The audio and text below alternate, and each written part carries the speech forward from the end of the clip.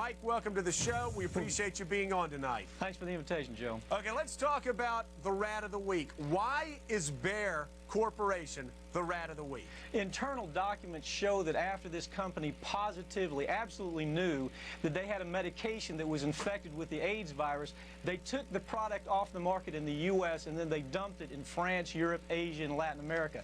The medicine's called Factor 8. It was an injection medicine that was used for hemophiliacs, mostly children. Children had been born with an incurable disease. Hold on, Mike. So, hold on. So you're telling me that Bayer knew that this drug was infected with the AIDS virus, they yanked it from the market in America, and then they dumped it in markets overseas? They had to figure out a way, Joe, to make a profit on a product that they could not sell in America. So they made a huge profit. They dropped the product in Japan, Spain, and France. By the way, Joe, government officials in France that allowed that to happen actually had to go to prison for it. In America, not one corporate executive for this company has been indicted or even criminally investigated by our Justice Department. Why not? You're telling me that these people that dumped this AIDS-tainted blood in foreign countries, who killed children, have not been taken to task in the United States? It's worse than that. The U.S. government allowed it to happen. The FDA allowed this to happen.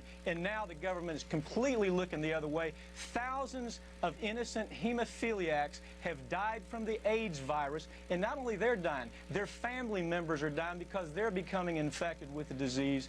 This company knew absolutely that they had a problem with the product. They knew that it was infected with AIDS. They dumped it because they wanted to turn this disaster into a profit.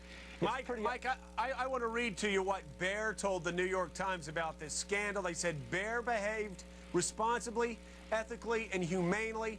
Decisions made nearly 2 decades ago were based on the best scientific information of the time and were consistent with the regulations in place. That sounds like a lot of legal mumbo-jumbo. Now, you say you have internal documents that show that they knew that this drug they were dumping was tainted with the AIDS drug? Or the AIDS virus? The documents show that there was no question that this company absolutely understood the risk, that they knew that it was contaminated. It wasn't a possibility. They knew it was contaminated. Americans were dying from the product before it was pulled off the market. The only reason it was pulled off the market is because lawyers found the documents and showed it to the government, and finally the government said, you can't sell it here, but then the government allowed them to dump it in Spain, France, and Japan.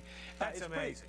That's just amazing. Well, I want to read to you what the New York Times said, and this is an investigation that they also did, and they said the federal government was part of the problem while the Food and Drug Administration told the company not to ship the drugs overseas. The man responsible for the drug supply, quote, asked that the issue be quietly solved without alerting the Congress, the medical community, and the public. This is a cover-up, and our Congress is not doing anything. What should Americans do?